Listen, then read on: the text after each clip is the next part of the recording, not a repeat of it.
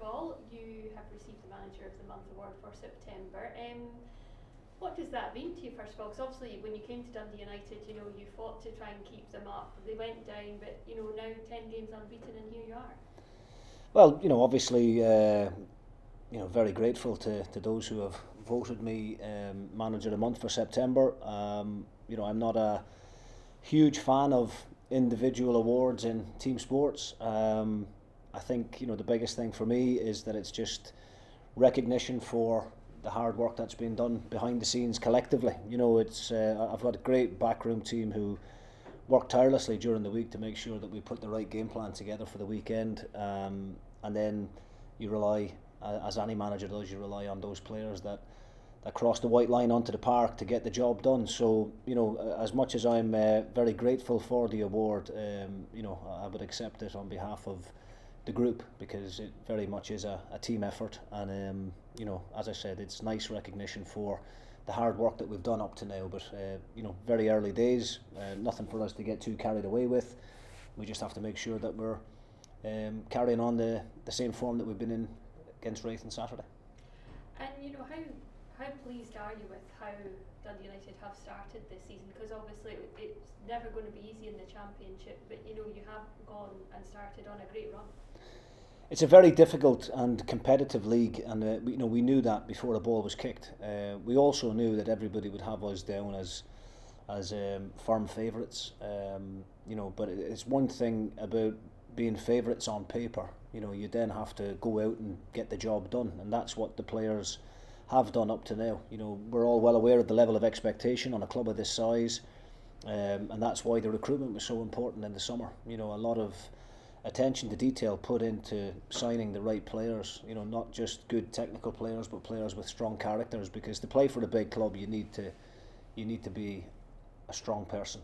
And we've enjoyed a little bit of success in recent games, as you said there. 10 games unbeaten. I think we've won 8 of those and only had a couple of draws in there, and we've not conceded many goals either, which is very, very pleasing. But it has been very much a collective effort. There's been games in recent weeks where we've had to go without real key players. The likes of Docherty and Sibbald have missed games. Obviously Louis Moult missed last weekend.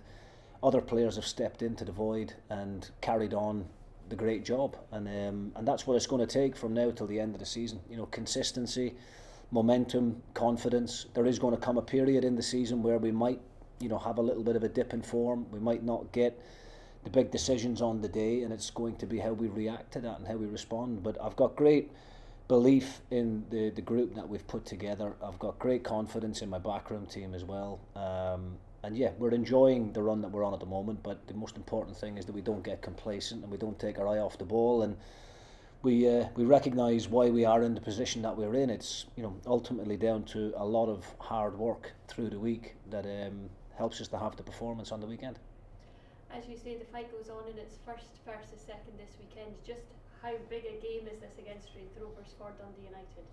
Well, I think it's fair to say it's probably the biggest game of the season. I watched Raith in the early part of the season in the League Cup game down at Kilmarnock, and I thought they were excellent on the day. And I tipped them to be up there competing with us very early on, having watched them. And I think Ian Murray deserves a huge amount of credit for the job that he's done. I think his recruitment has been excellent as well. He's got a lot of energy in the team. He's got some very good experienced players, similar to ourselves, guys who have been there and done it and know how to grind out results. They probably haven't been playing at their best in the last 2 or 3 games, but they've somehow managed to find a way to grind out the results. And Ian, his backroom team and the players deserve a lot of credit for that. They're probably, like a lot of other teams in the league, enjoying that underdog tag. We are favourites going into every game, and we accept that.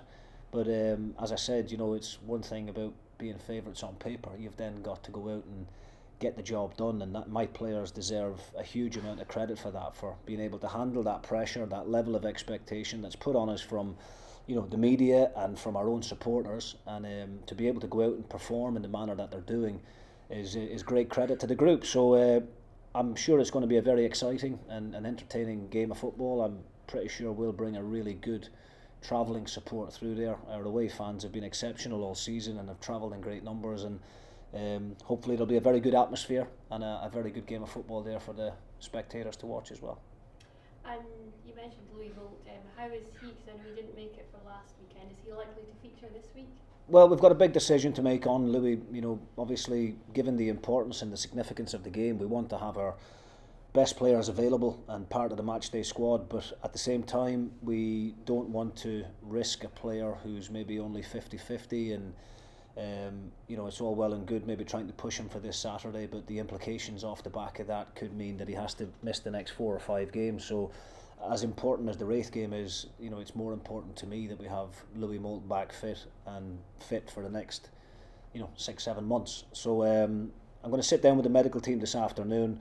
Louis worked hard this morning with the medical team, and we'll, you know, put a plan in place for what this weekend looks like for him. If he's fit, then he'll most certainly be a part of it. I know that Louis is chomping at the bit, and I know he's willing to play through the pain barrier for us. But you know, at this stage of the season, you know, given the situation, you know, it's probably one that we won't risk unless we know for sure he's going to be okay.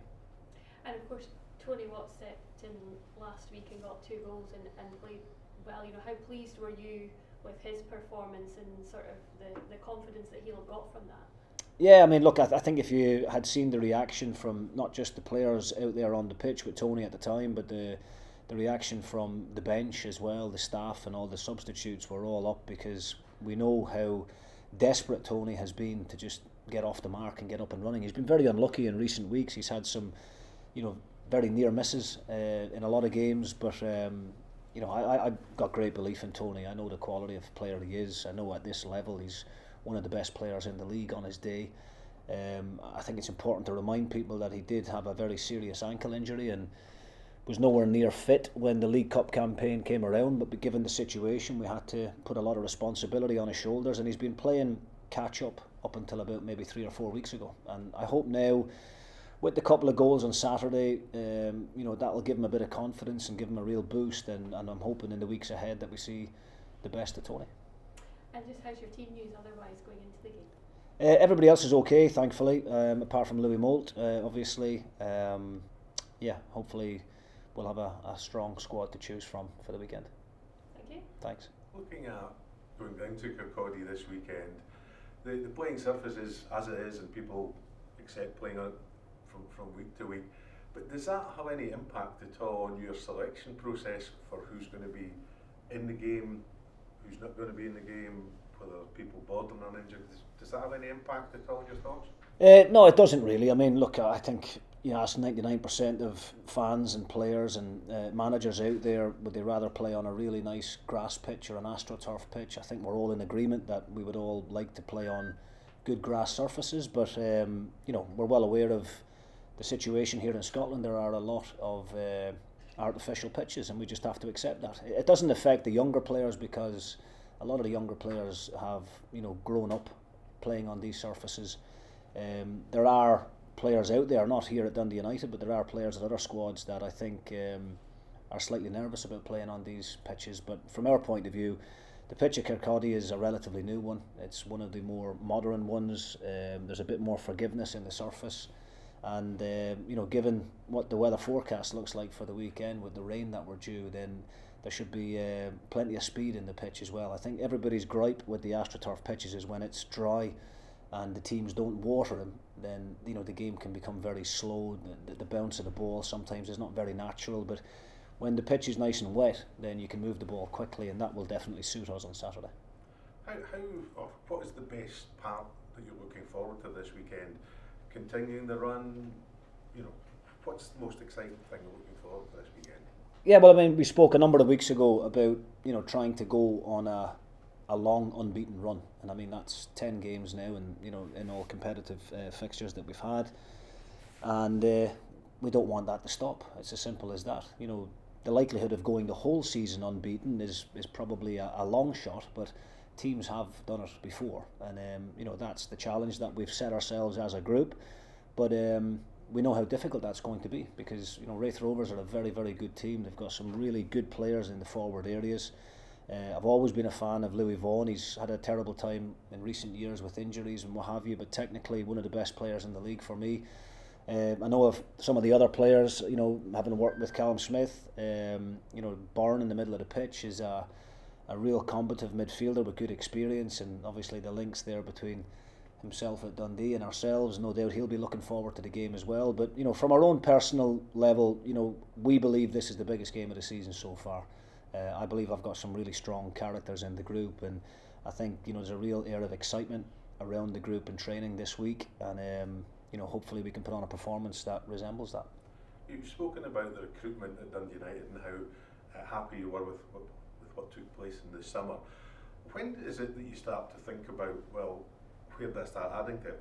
When do you start looking towards the next window? When does that happen for you? Started looking towards the next window about 4 weeks ago, so that process is already in place. We're not going to be reacting to windows opening. We're very proactive behind the scenes. I work closely with the chief executive on a daily basis. We identify targets. We look at our own team, and we try and look for positions where we feel we need to strengthen. At the moment, when everybody's fit and healthy, we're actually in a very good position. Hopefully when we get to January, we won't be needing to add anybody, because we're that satisfied and pleased with the group that we've got. But at the same time, we've always got to keep our eye on the ball, and if a player becomes available who we believe will strengthen the group and give us a better chance in the second half of the season, and that's what we'll do. But you're constantly at a club like this, and at all the previous clubs I've been at, we've always tried to be as professional as possible and always planning ahead, and as I said, not just reacting to situations but being proactive.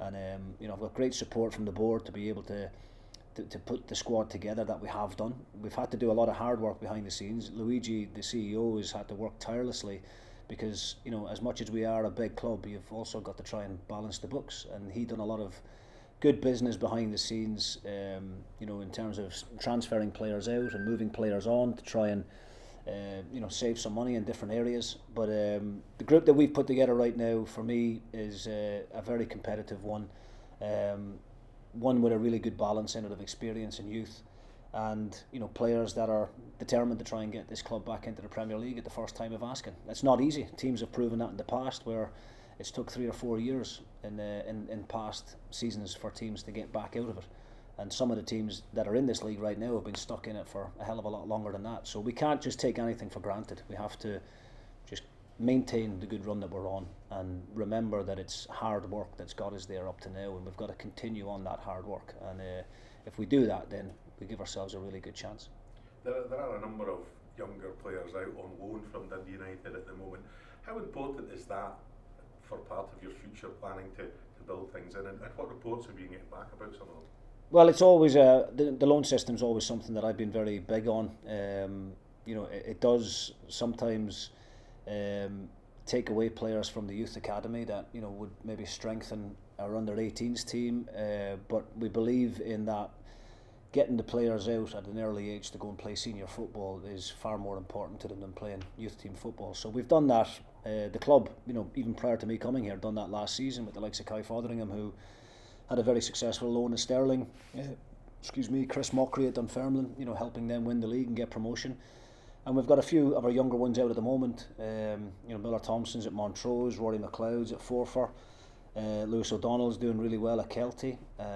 So it's a very important part of those young players' development to go out, play real men's football, and see how they cope with it, technically, tactically and physically. And those 3 players I've mentioned up to now have done great, and we're getting continuous reports back, weekly reports back from those clubs, and we'll continue to do that as long as I'm here.